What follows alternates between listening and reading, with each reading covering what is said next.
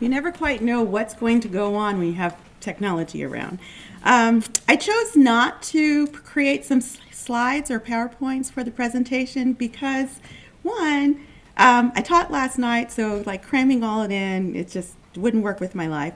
But two, I just wanted to present to you my story about working with OER because if you're just starting out, I think you can learn lessons from how I started, and I was hoping that you would ask me questions. I only have a brief little bit of time, and I was thinking for people who were just starting out, you probably started where I started, which was with a lot of panic, and it just so happened where I was in trying to think about how I would do this or would I do it at all, is that I was teaching an online class for social work students. Research technically is not in the social work masters of the master's backpack, in terms of not all of them really think that the kind of practice that they're going to do involves research methods. So I had some heavy lifting because I've taught the class several times before. The students didn't like it online. I didn't like it because they were grumbling, and the quality of the work that I received was really not quite what I expected, where I hoped for. It just so happened that I ran into Elaine, one of the sponsors for today, and I just mentioned to her kind of what I wanted for this class, and then I connected with ITLAW, with Diane, and Aviva worked with me a little bit earlier, and so I can present to you kind of what we have today. So the class, again, is Introduction to Research Methods in Social Work. The purpose is it's for a first year, second semester student. So they had just arrived to our class, some of them just right out of undergrad, but little to no research skills. I really have to do some heavy lifting in the class and teaching them really kind of what is research and how does it apply to the kind of work that they're about to do. When I would say 4 or 5 years when I taught the class previously, I required a book. And I really liked the book because it built in the competencies that, since we're an accredited degree, that our degree granting or our accreditation body would like. It was $146 or almost $150, count some taxes and whatever the bookstore adds on or where else they may get it. Used, the book was about $119. But for me, I was like, that was the quality book. And so I would say that I had never taken an online class. Well, okay, now I have. I've taken a few. But when I was earning my degrees, online learning was not a piece of that.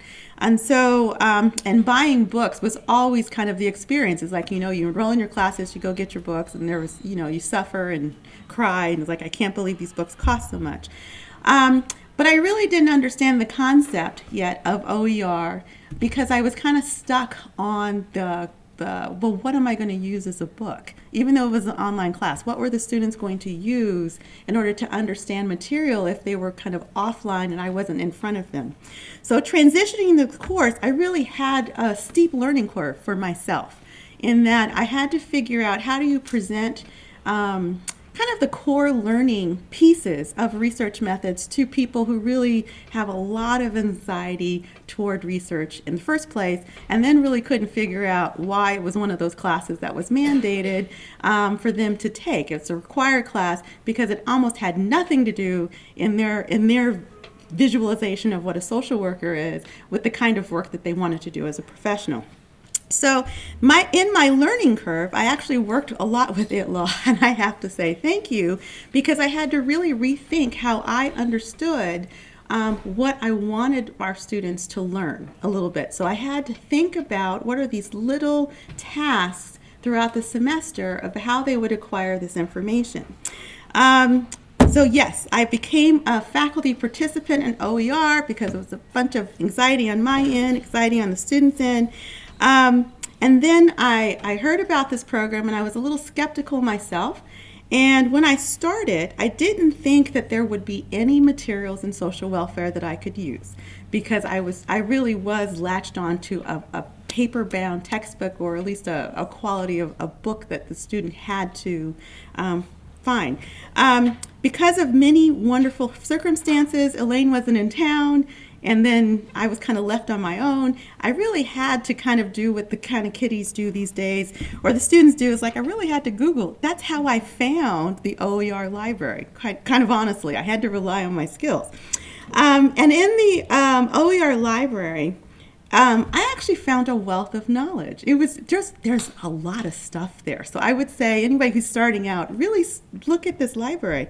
And I looked at it by field. And I was actually kind of surprised. I pride myself of being kind of up to date on a lot of things, but I really was surprised about how much material really was available in this library for the field of social work. I don't know why I shouldn't be surprised, but I was. But among all of the materials, I said, well, surely there'd be a research, because there's somebody who would do a research thing. And I was actually surprised that I had options. There were several textbooks that were available. There were several, we always kind of look for the additional ancillary pieces to it, like the PowerPoint slides or quizzes or exercises. Everything was there. I actually found a book that was pretty much comparable to the book I was already using, written by someone in the field. We had a little difficulty downloading the book. Elaine contacted the author, and he honestly was like right on top of things. Like the next day, sent me the book, sent me the quizzes, sent me the PowerPoints. He made it really easy. And I would say the beautiful part of my learning is that I could see what was available.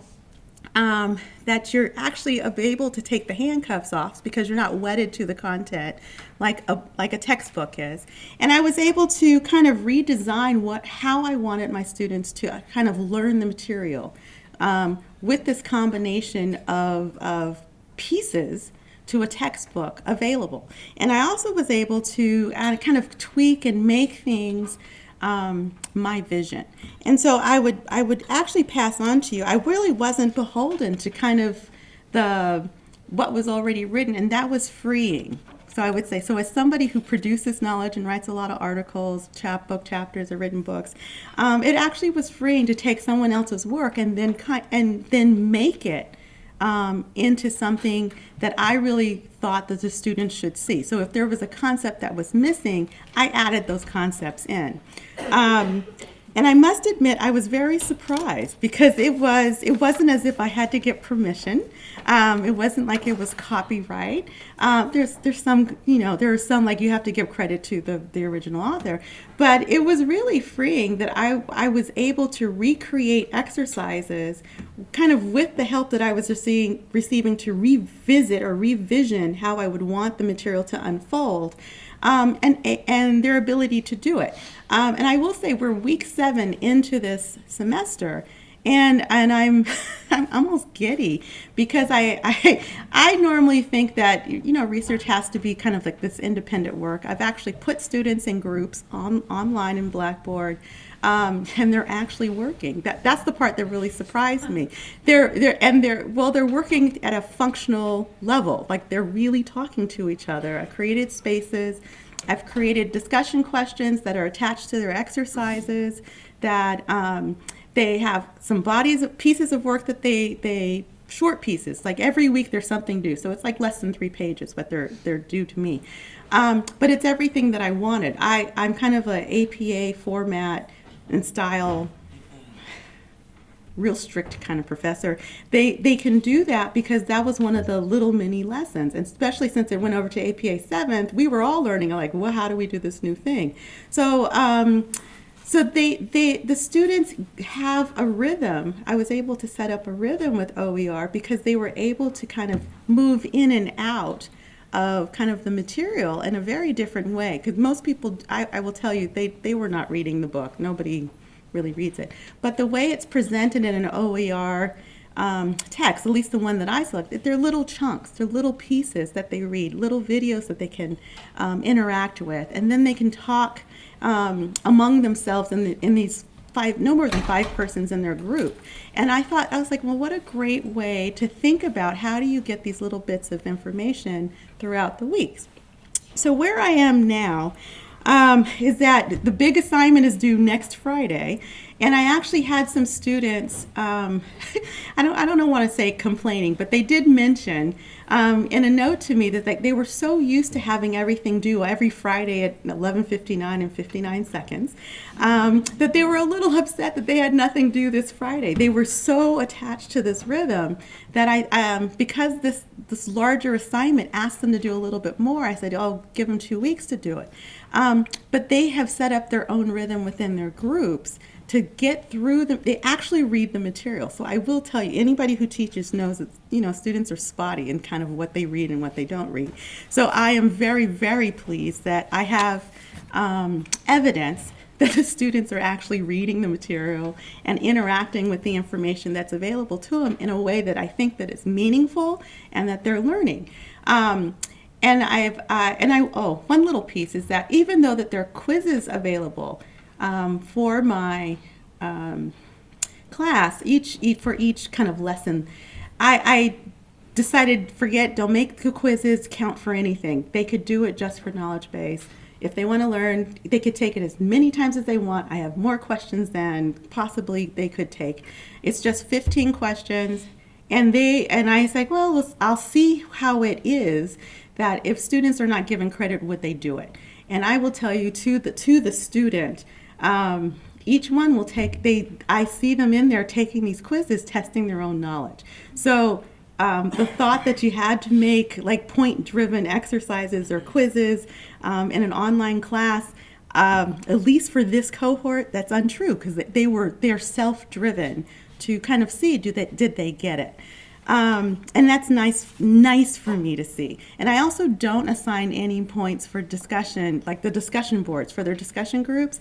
And I just told them I'm participating in their discussion group. Like, I'll add comments and I'll interact with them and ask them questions and kind of gear their conversation if they're leading kind of in a direction that leads them astray.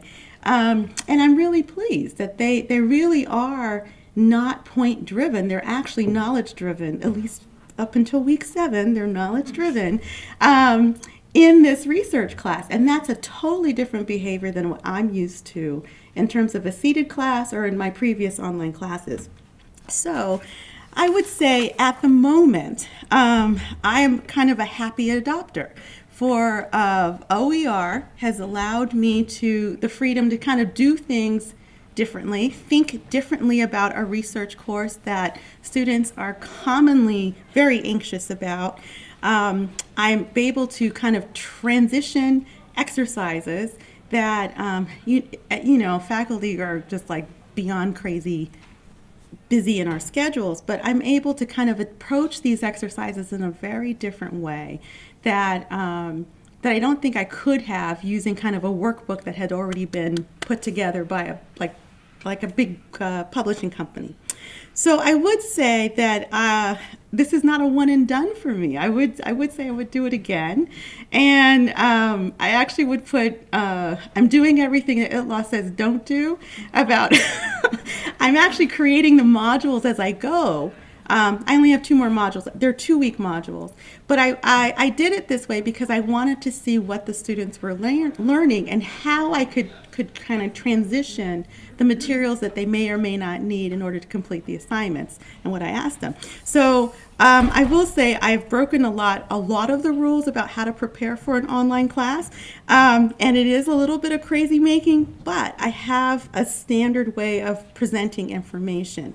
And I would say what I confess to Elaine is that I'm not showing it to you because it really isn't anything to see, because it really is just Module 1. It's like my welcome note, then Module 1, Module 2. So it really is just information of how to get through the class because I'm trying it out. But I would say, yes, this is the one way I would talk to my colleagues about to transition classes from kind of being wedded to published materials, even though that's kind of our business. This is a different way of thinking about sharing knowledge, generating knowledge, and passing on knowledge for for degreed students, particularly in the professional field. And as a public institution, I think this is kind of a route that we might want to take, since more and more students really are invested in taking online classes for a variety of reasons, but because I think we interact with the material differently. And actually it's becoming enjoyable again, rather than just kind of the seated way. So already I can see that the students are happier. I'm hoping by the end of the semester their reviews will be happier of the course.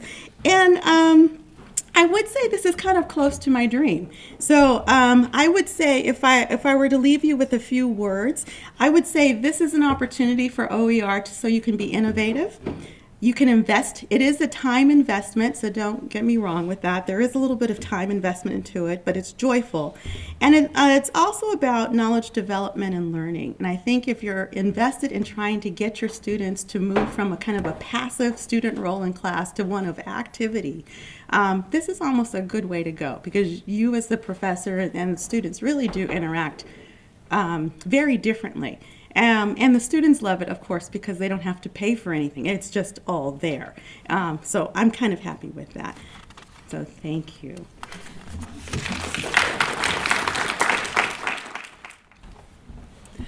Hello. For those of you who don't know me, my name is Elisa Gervase. I'm in the biology department. All of my classes are now OER, which is a relatively big undertaking. But I have sort of two different stories of how I got there.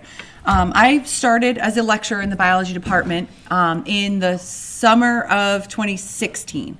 And so my course load is a small section of the second half of Gen Bio in the fall, along with human physiology and the associated lab.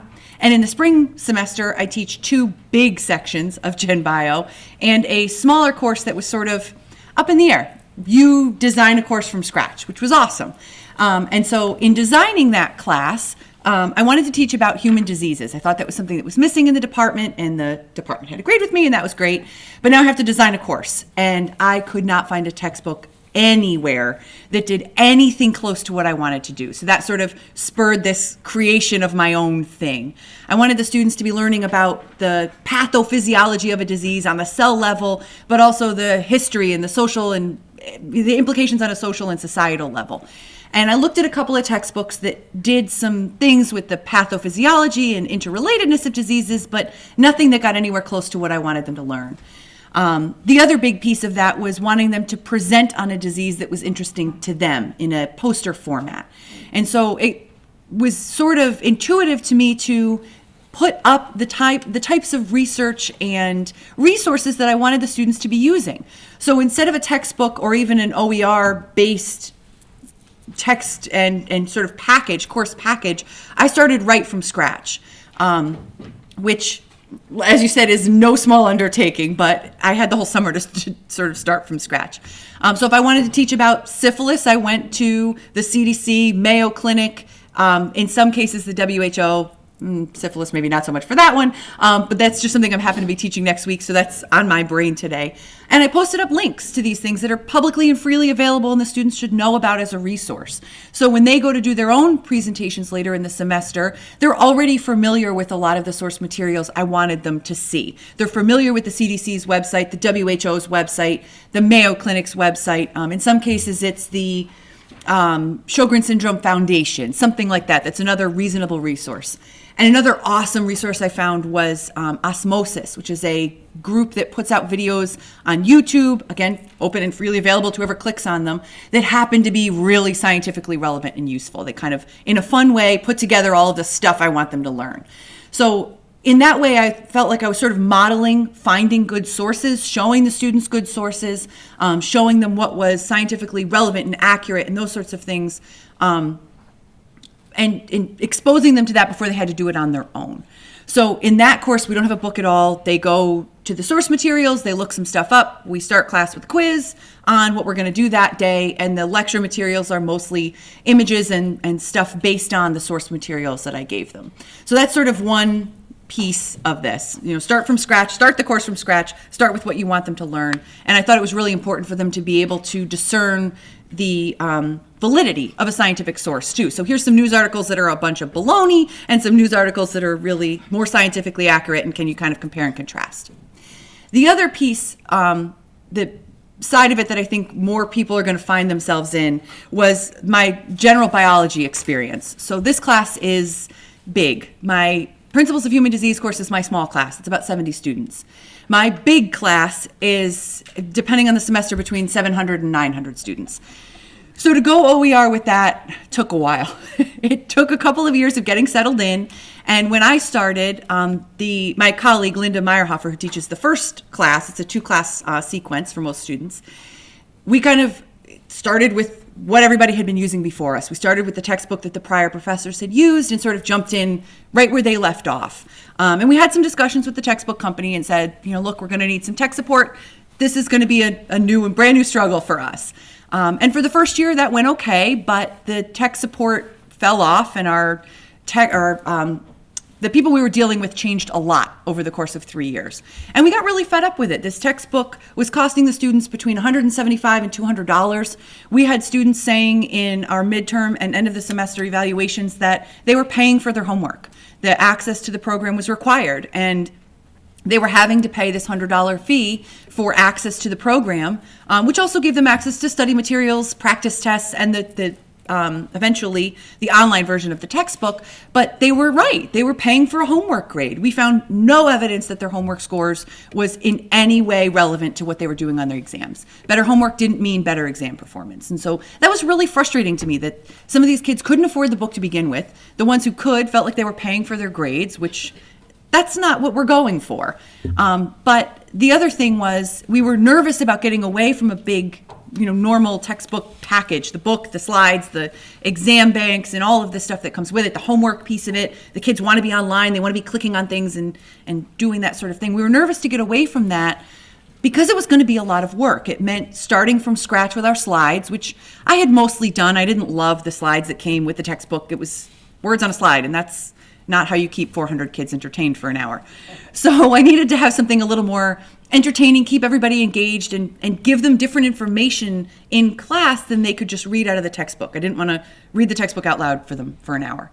So this past year, Linda and I both taught Gen Bio online for the first time over the summer, and that was a big help in getting us away from the manufacturer textbook group of sources, and we went with an OpenStax textbook. So OpenStax provides the full textbook, and there's lots of other things they provide, and I personally haven't gotten into a lot of that. So we use the textbook because a lot of our students would freak out if there wasn't a textbook for general biology. There's a lot of things they want to go back and read about.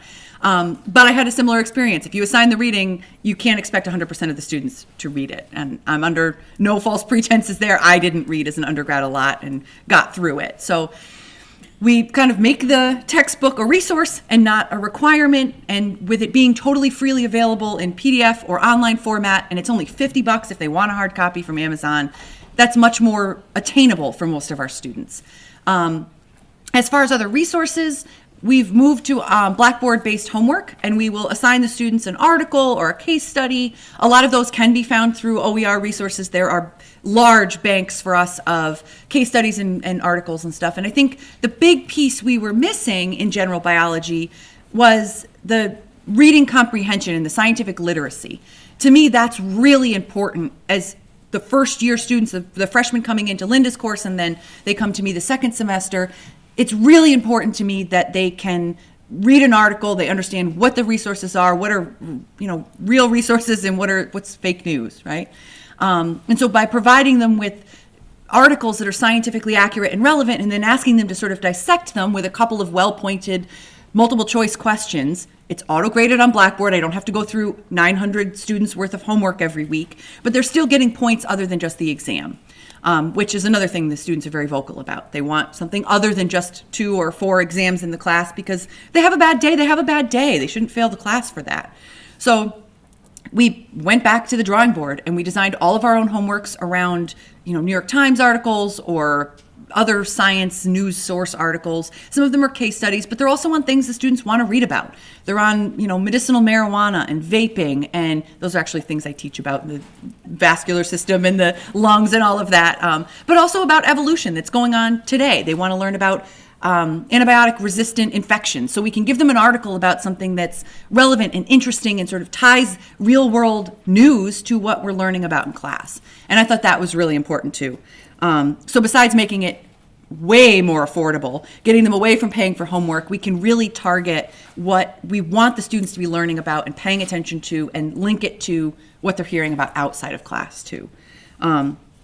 So it is doable, even in a really big class, but I agree, it takes some legwork. It takes a little bit of knowing what you expect the students to get out of your class and then sort of working backwards from there, which is something I also learned from ITLAL, sort of start with what you want them to get out of it and then sort of design backwards from there. And that was very helpful, going from your traditional textbook and kind of starting fresh. So I talked about 375, which is my disease course, and 131. I did a similar thing this year in human physiology as well, kind of getting away from the textbook, designing my own homework assignments, going with an OpenStax book, and kind of building from there. I was already writing my own exam questions, and instead of having a big test bank like they have on the online programs, we just post an old exam from an old semester. There are 900 kids walking around campus with a paper copy, so you might as well put it online and give them some practice questions, which works out well for us because I don't have to write a whole nother test bank to give them practice questions and an exam. So I think that's all I wanted to say. I don't know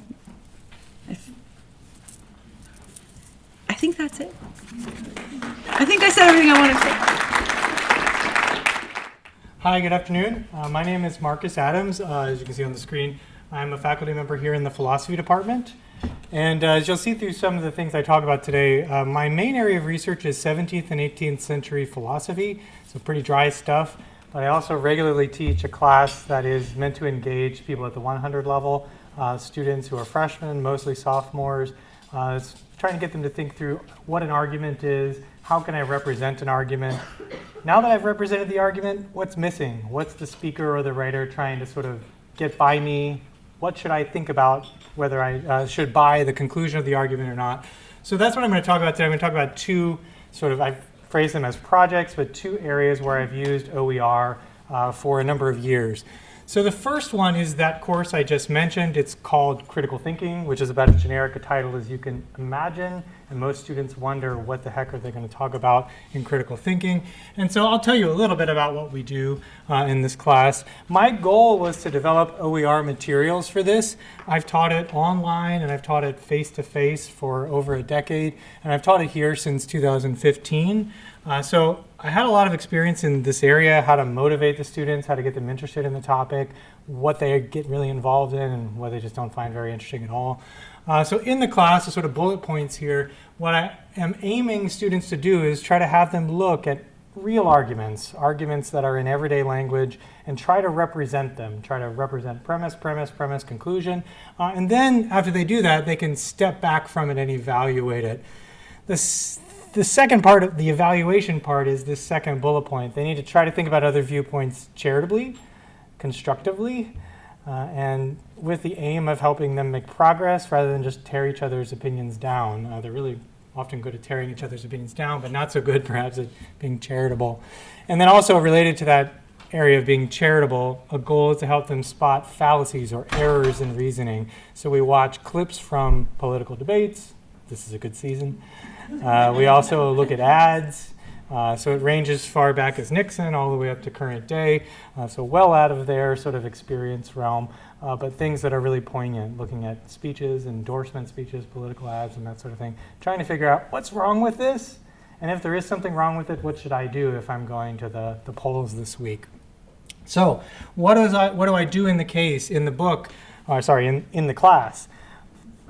One of the toughest things is this second bullet point, is to find really realistic cases of reasoning in the wild. So not reasoning that's in a formal context, which is what we do at our 200 level class, where you formalize arguments and then you mathematically evaluate them, but instead keeping your arguments in the wild, trying to see, this is what candidate X said, what should we do as a result of what they say? This is the trickiest challenge designing this course. And so part of my motivation in developing OER was with that in mind. The second thing they do really doesn't relate to OER, but it's just to sort of tell you what the goal of the course is. I want them to look at other people's arguments, but then I also want them to formulate their own stuff. So they have to, in several stages, craft their own argument about a controversial point of view. So for example, is the death penalty something we should have in New York State? That's a question they can ask.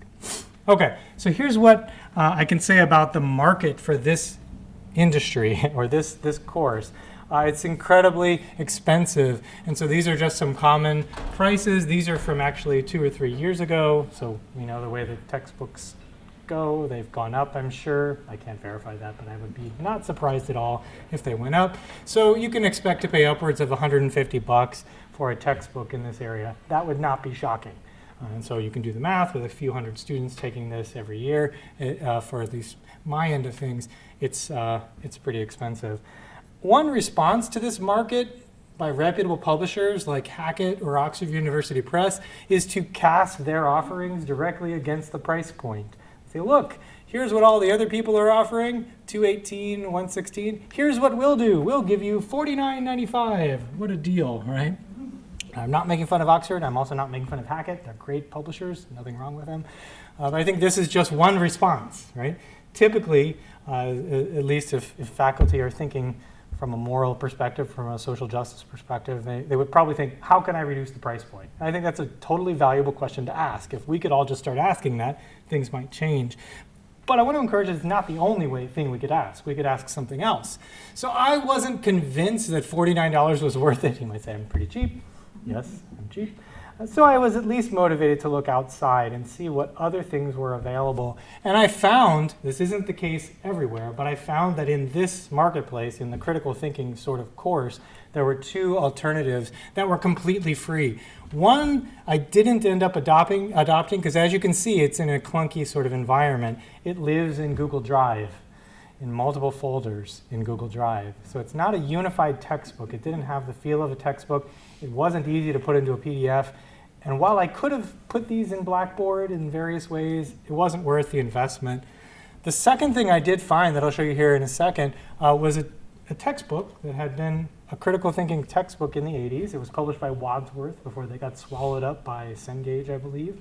And what happened is the publisher gave it up. They said, we don't want to keep this in copyright anymore, and they returned it to the author. So it was a ready-made textbook. Now, if it was from the 80s, it wouldn't have helped me with my goal of keeping things realistic, that students can latch onto cases that seem like the cases they encounter in their everyday life. Luckily, and this is entirely luck, the author had updated it, and the author continues to update it. Just to show you, after a little bit of searching, this is what the author's website looks. That didn't give me much hope, seeing the sort of basic HTML, that this would be a good textbook. But I clicked through, kept clicking, and it looks just like a normal textbook cover page that you would see. And embedded within it, there are images and all sorts of things to try to capture students. What you're seeing right now is a case. It's a case study. Here's something that you'll have to do in your real life. This is about hiking. Go on a hiking trip. You don't know whether there are bacteria in the water. You're not sure what to do. And so they're given a few different options. This is a warm-up case at the very beginning of the semester. Now, my long-term goal, it was originally a short-term goal, and then I realized that this is reporting on a challenge. I realized that this was much more challenging than I thought. But my long-term goal is to take this book and remix it, try to add my own case studies to it, try to add things that are more contemporary, try to capture students who are in, the sort of students I teach. Not all students are the same, right? And so I've been using this as a PDF. It's absolutely free. I put the PDF on Blackboard. I don't even print it. I have students just access it as a PDF.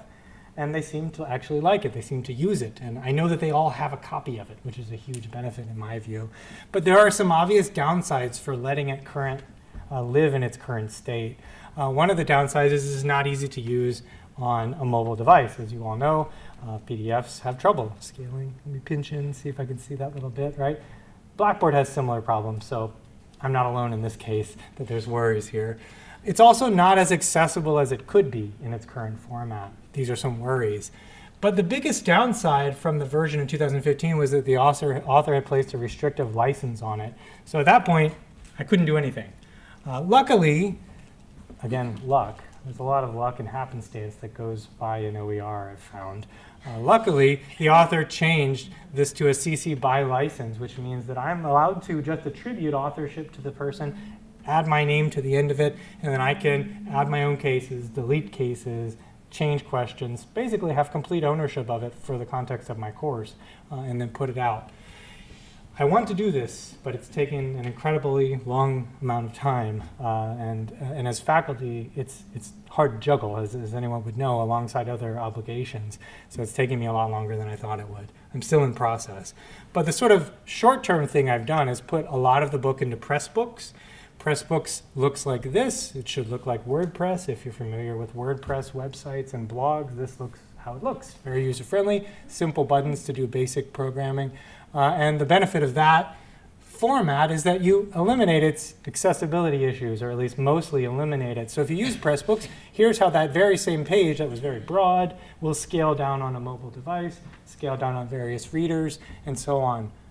That's the long-term goal, but there's lots of challenges. So I think there's lots of benefits. There have already been benefits. The students pay $0 for the text. They all have a copy of it. They all actually, or at least many of them read it, I hope. But then there's, of course, costs on the front end of adopting OER like this. So it won't be the case, as I've found in many other disciplines, that you just find a ready-made thing. You're not going to always find that. But if you do, a huge cost up front is that there's no supplementary materials. So you have to create all of your supplementary materials. You don't get ready-made quizzes with auto-grading and these sorts of things that often come from big publishers. But I have to say, using another OER in another area, so this is one by my colleague, P.D. Magnus, this is a logic book. I think that these supplementary resources made by big publishers are often mixed quality. So if anybody ever asks me, what should I do in OER, I'd say check it out, because you might be surprised. The packages from these publishers are not all that good. Sometimes they're of mixed quality. Another issue is where this thing lives once I'm done remixing it. Where does it live? So you're able, if you're a SUNY member, you're able to host it on textbooks.opensuny.org. And also you can print it, as we'll see in a second. So this is a printed version of my colleague's open textbook. This is the real book that students can buy for about 15 bucks. Have it in their hands and they keep it. They don't have to turn it in as a rental. All right, so project 2. I'll just describe the second area I've been using OER in. So my motivation behind OER in the first project was really just cost and quality. I wasn't convinced that the commercial options available were valuable enough pedagogically to justify the cost, even $49. And luckily, I found something that worked. But I regularly teach a course once a year for majors in philosophy that is a primary text course. So it's an anthology of primary texts from the 17th and 18th century. And I faced a different problem there. It's actually a very affordable anthology. It was about 50 bucks, which is, I think, very affordable for like a 700-page book. But not cost. What I faced there wasn't a single anthology to fit everything I needed for this course. The existing anthology that was on the market had about 70% of the authors I cover. And so to cover the rest of it, students had to buy 3 textbooks and different PDFs, and then they'd have to remember to bring that PDF, and oops, I forgot that PDF today, so I can't make notes in the margins like I could if I had a book. And so thinking about this sort of course where students have to dig into really complicated texts that are written in 17th century and 18th century language, there's a lot of benefit, I think, to having a thing in front of you. So whereas I don't print the 100-level course, I have this printed at SUNY OER Services. This is what it looks like. It's a pretty cover. I get to choose the picture. They buy it. They bring it to class. They can write in it. They can highlight in it. And then they get to keep it. And it's only 17 bucks. So instead of this situation where they have these 3 books plus 20 PDFs maybe, now they have this. Just one thing at cost about 16 to 17 bucks to print. So for me, it was a sort of pedagogical benefit. So where did I get this, you might ask? This I found as an existing OER textbook. Again, happenstance and luck drove me to find this. But I didn't stop there. I added 17 chapters of one book that I spend about a month on, Thomas Hobbes' Leviathan. And then I added 29 letters from Margaret Cavendish's Philosophical Letters. These, again, given the nature of the course, were easy to find. They're all in the public domain. Did that make it easy? No. Very easy to find. But as you know, if you've ever done anything from OCR, Yeah, there were a lot of text errors, so I had to spend about 25 to 30 hours correcting. I tried to modernize the spellings as best as I could. That's a work in progress too. Ongoing, though, I think is the nature of this. So what was the output of this project? The output was from this remixed OER, they get this for, it says 18 bucks. I was a little bit off, 18 bucks. But then I also give them a digital copy, so they can copy and paste quotations directly into their notes if they're taking notes. Then they can bring those to class, they can annotate them, they can scribble on them, and so on. So I think this is a huge payoff. But it wasn't just about the cost. So this is roughly a $30 savings. I think the cost is driven at the sort of course it is. It gave me ownership of it, and it made me able to consolidate what would have been a jumble and a mess, and students were always forgetting it, into a single thing. They take notes, all there in front of them. So both cost and related to the sort of course it is, driven by pedagogy, I think. So I think the challenge here is one that is universal for OERs. So I'm sort of wrapping up here, talking quickly. I just got out of my first class. Too much coffee. So I think the challenge here is that an OER project like this one is an ongoing project. And I can also say my colleague's logic book, For All X, P.D. Magnus is the author. He's gone through multiple iterations as he's realized he wants to adopt something, adapt it, as students have given feedback and so on. One way to get instant feedback from students is to give them extra credit for catching your mistakes. But guess what? It's not just making the product better. It gets them to read it closely. So both benefit to the book and benefit for learning. So I think a lot of these goals are united, right? I mean, I think that's one of the things about OER, having ownership of this thing, having it live as part of you and part of your organic class is really a benefit. So what's the payoff? I think the takeaway, one of the takeaways here is that the payoffs are not just cost. I think the way that we get headlines for OER is cost. Sure, we want to save students millions of dollars, but it's not the only benefit. In fact, there's many intrinsic benefits to different courses, and they will vary by the course, that are often pedagogical benefits, benefits that develop a better class, create a better environment. And so the second takeaway is that, as I've said already, this is an ongoing process, something to do semester after semester. Try to chunk it so that it's not ongoing too much, but that's my takeaway. And I think the last bit is just that students really like that their feedback matters. They really find this very interesting, that what they say about this book will result in a change. It's not just some author somewhere else. It's that this is a thing. It's a project they're involved in. So it's not just faculty ownership. I think it's student ownership too. That's all I have to say.